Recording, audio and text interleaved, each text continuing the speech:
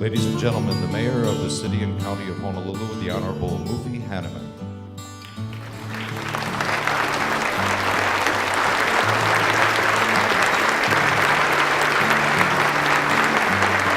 Thank you. Please be seated. Good morning and aloha. Aloha. It's so great to see so many honored guests, friends, and neighbors that are gathered here today. Thank you for joining me for my 5th State of the City address. Let me begin with a fable that many of you may be familiar with. It's called Stone Soup, and it goes like this. Some destitute travelers come to a village, but upon their arrival, the villagers are unwilling to share any of their food with the strangers. The travelers take out a pot, fill it with water, drop a large stone in it, and place it over a fire in the village square. One of the villagers becomes curious and says, "What are they doing?" The travelers answers, "They are making stone soup, which tastes wonderful, although it still needs a little bit of garnish to improve the flavor, which they don't have." The villagers doesn't mind parting with just a little bit to help them out. So it gets added to the soup. Another villager walks by, inquires, and the travelers again mention their stone soup, which could use just a few more ingredients. That villager hands them a bit of food to help out. More and more villagers walk by, each adding another ingredient. Potatoes, Portuguese sausage, adobo, nalo greens, shoyu. Pretty soon, everyone is enjoying a delicious and nourishing pot of soup. The moral is this, that when we put aside our personal wants and differences, when each of us contributes and sacrifices, then we can achieve a greater good. And that's what we urgently need to do during this very difficult time in our lives. What it will take to work ourselves out of this situation is collaboration, creativity, and commitment to a cause. And that cause is improving the lives of our people. That cause is taking our Honolulu, our home, and making it the best place in the world to live, work, and raise our families because it's our collective responsibility. Nowhere is that more important than the economy. We know what our problems are. Let's talk instead about what ingredients we're going to add to our stone soup. Just last week, Congress put the finishing touches on a $787 billion stimulus package, of which at least $678 million will flow to the Hawaiian Islands. Thanks to the leadership of Senator Dan Inouye, Chair of the Appropriations Committee, Senator Dan Akaka, and our entire congressional delegation, Congressman Neil Abercrombie and Congresswoman Mazie Hirono. We lobbied hard for a share of the money.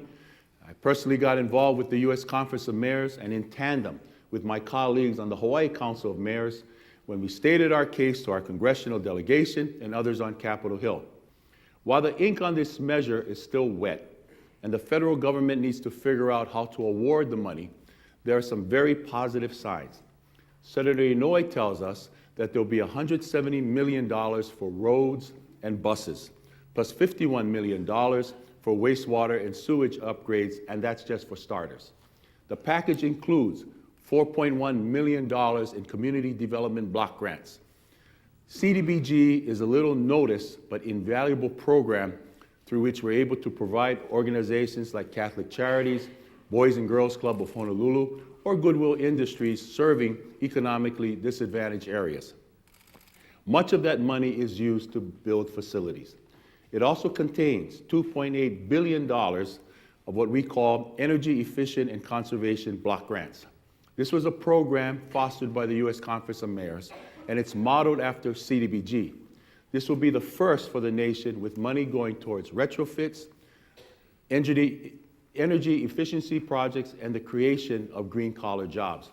Investment in our infrastructure is vital to our very quality of life, and that's been one of the hallmarks of my administration. A sound infrastructure means paved roads, efficient water and sewer systems, and well-maintained public facilities. But it also supports tourism.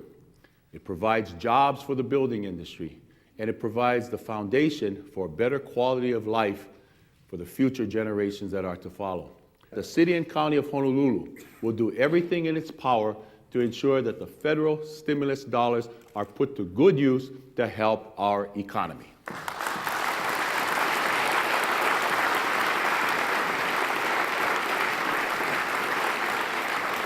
Now, let me talk specifically how we're going to put these federal stimulus dollars to work. With so much at stake, we must make sure that we put people to work as soon as possible. All of these projects require city permits, and we think streamlining the permit process will ensure that projects are indeed shovel-ready. The Department of Planning and Permitting will be reducing its approval steps for city construction permits to a one-time review, after which the architects and engineers in our agencies will use their experience to ensure compliance with building codes and regulations. This will also be instituting what we call an express state permit process to streamline the permitting of state projects.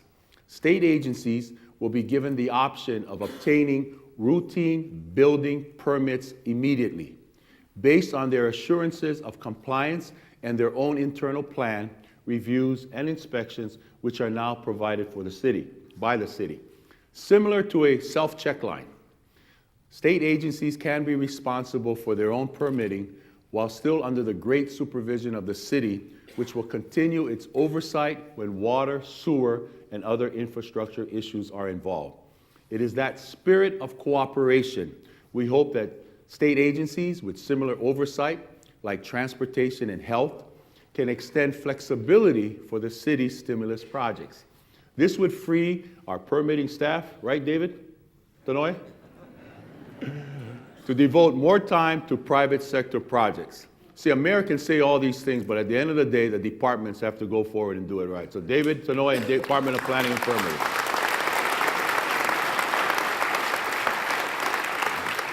Now, let's move on to our sewers.